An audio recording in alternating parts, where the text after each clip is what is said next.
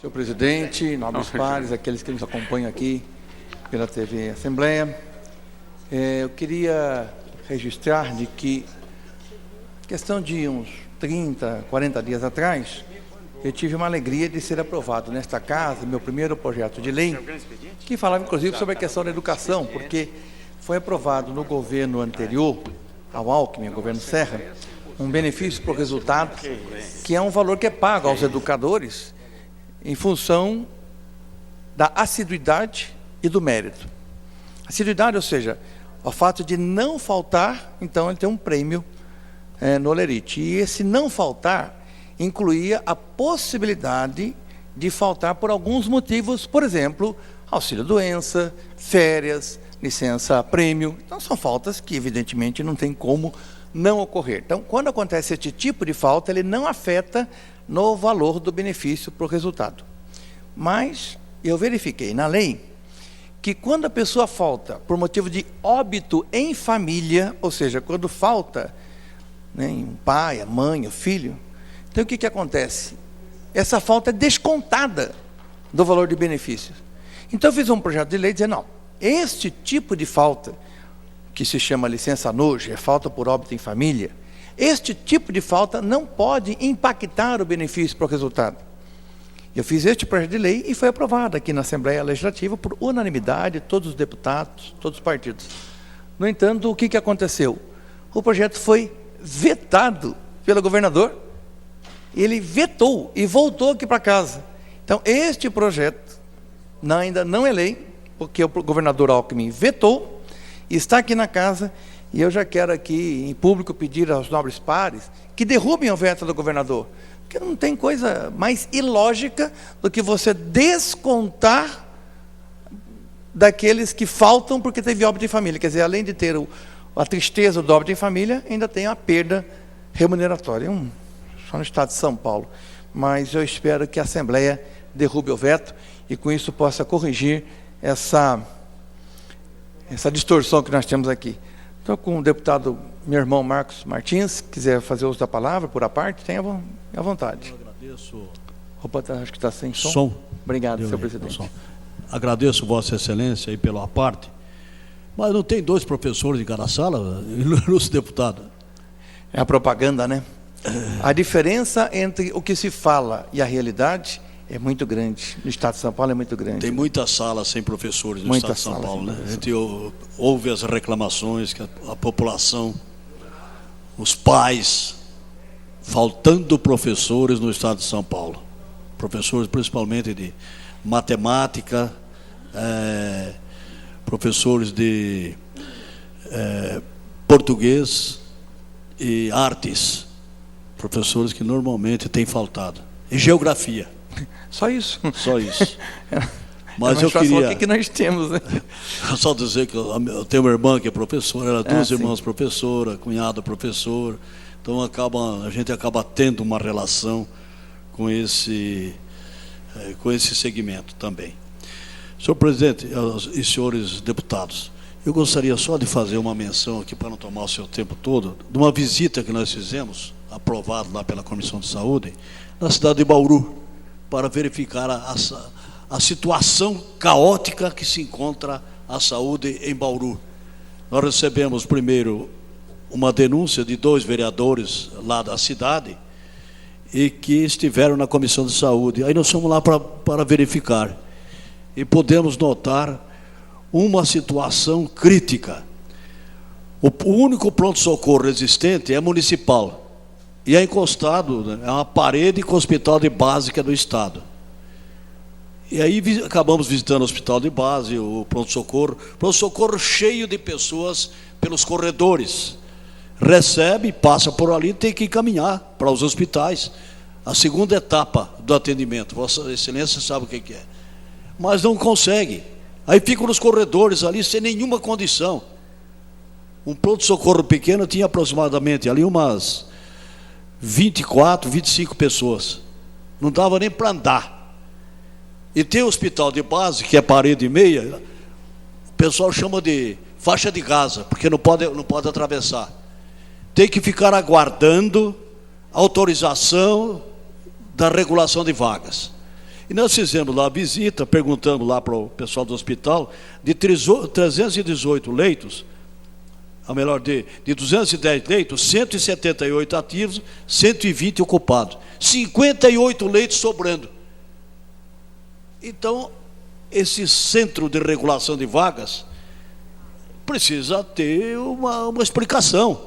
São os hospitais que não oferecem, né? Lá tem um hospital estadual, que, lá, segundo bem avaliado, porque há uma seleção na hora de se remeter, se encaminhar os servidores para lá.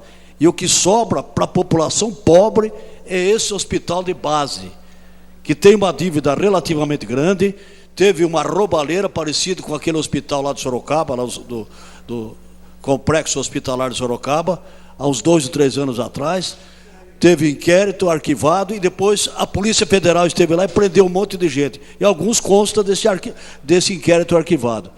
Mas então, é uma coisa que eu trago aqui, pedindo para o secretário de Saúde do Estado uma atenção, uma vez que nós aprovamos o empréstimo internacional para a saúde. E essa situação é grave demais, porque atende toda aquela região, não apenas uma cidade. Mas é isso, meu caro, obrigado pela parte aí, porque depois nós vamos...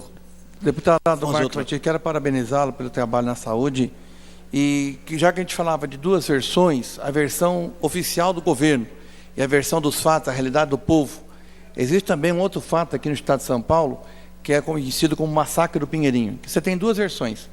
A versão do Estado de São Paulo, do governo oficial, do Tribunal de Justiça, da OAB de São José dos Campos, e a versão da verdade dos fatos, a versão da realidade dos fatos, a versão daquilo que de fato aconteceu. Mas como hoje, graças a Deus, você não pode esconder as coisas para sempre, você tem mais mecanismos hoje de trazer a transparência àquilo que aconteceu. Passados 5 meses do massacre, nós tivemos um ato simbólico na Faculdade de Direito de São Francisco, onde esse ato simbólico foi para divulgar a decisão de encaminhar o caso à OEA, Organização dos Estados Americanos, e formalizar uma denúncia do massacre do Pinheirinho, como foi feito na última sexta-feira, na Faculdade de Direito de São Francisco. E esta denúncia, que está sendo encaminhada para a Organização dos Estados Americanos, é assinada pela Rede Social de Justiça e de Direitos Humanos, pela Associação por Moradia e Direitos Sociais, Sindicato dos Advogados de São Paulo, Márcio Soleto Felipe, que é procurador do Estado, Fábio Conder Comparato, advogado, César Brito, advogado, Celso Antônio Bandeira de Melo, advogado, José Geraldo de Souza Júnior, reitor da Universidade de Brasília, Dalmo de Abreu Dalari, advogado, Aristeu César Pinto Neto, advogado, Antônio Donizete Ferreira, advogado, Nícia Bosco, advogada, Giane Ambrósio Álvares, advogada, Camila Gomes de Lima, advogada.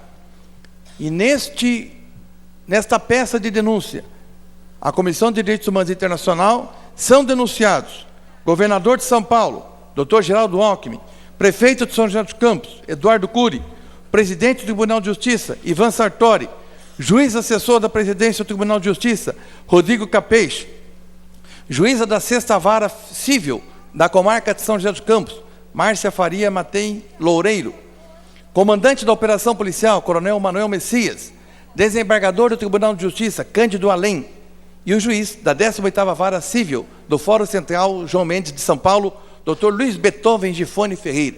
Todos esses estão sendo denunciados à Organização dos Estados Americanos por violação aos direitos humanos. Resumo dos fatos: é a ordem judicial que violou os direitos fundamentais das vítimas. A morte do senhor Ivo Teles da Silva. O caso David Washington Furtado, que morador baleado durante a desocupação. A situação das vítimas após a destruição do bairro. As condições atuais da moradia precária e a atuação do Poder Judiciário, dos poderes executivos do Estado de São Paulo e de São José dos Campos no episódio. Pede-se o seguinte na peça: que o Estado adote as medidas legislativas necessárias, como a reforma dos dispositivos do Código Civil e Código de Processo Civil relativos à posse, ao lado de políticas públicas, que se indenize os danos morais e materiais de forma justa e compensatória de todas as pessoas desalojadas do Pinheirinho, que apure as responsabilidades civis e penais e puna os responsáveis pelos fatos ocorridos em 22 de janeiro em São José dos Campos, que como meio de reparação simbólica, o Estado realize pedido formal de desculpas aos moradores da comunidade do Pinheirinho, a submissão do caso à Corte Interamericana de Direitos Humanos, caso não haja adequada solução.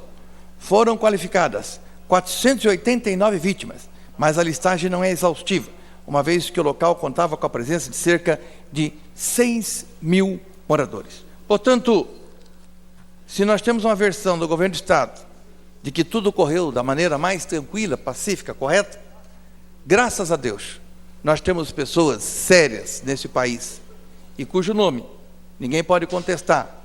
E quando o PSDB vai fazer a defesa, diz que nós estamos politizando, partidarizando e querendo tirar proveito.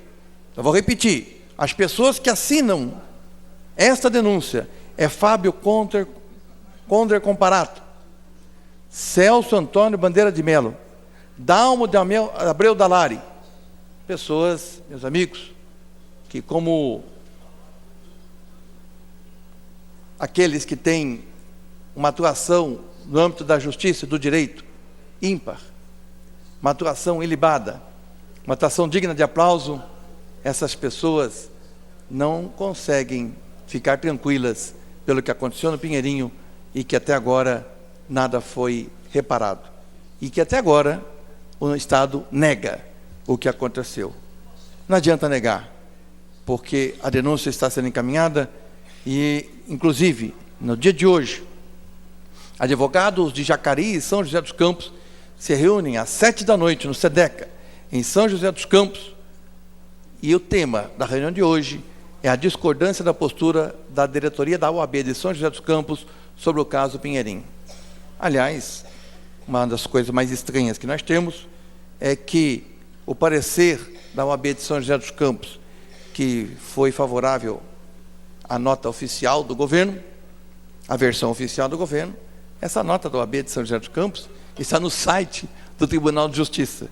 Então, se o Tribunal de Justiça colocou no site o que a OAB de São José dos Campos fez, eu desafio o Tribunal de Justiça a colocar no site também a denúncia que está sendo feita à Organização dos Estados Americanos por denúncia aos direitos humanos ocorridos no episódio do Pinheirinho, no dia 22 de janeiro deste ano, na cidade de São José dos Campos. Era isso, senhor presidente. Muito obrigado. E eu espero que, ainda que possa demorar, nós tenhamos o reparo, nós tenhamos a justiça, porque nós não podemos conviver num país que se diz democrático, com ações como essas e que carece de apuração e que carece de justiça, de punição dos responsáveis e reparação às vítimas que, por serem pobres e estarem numa terra que pertencia a um especulador financeiro, a um especulador imobiliário, sofreram e continuam sofrendo, como está até hoje na cidade de São José dos Campos. Muito obrigado, senhor presidente.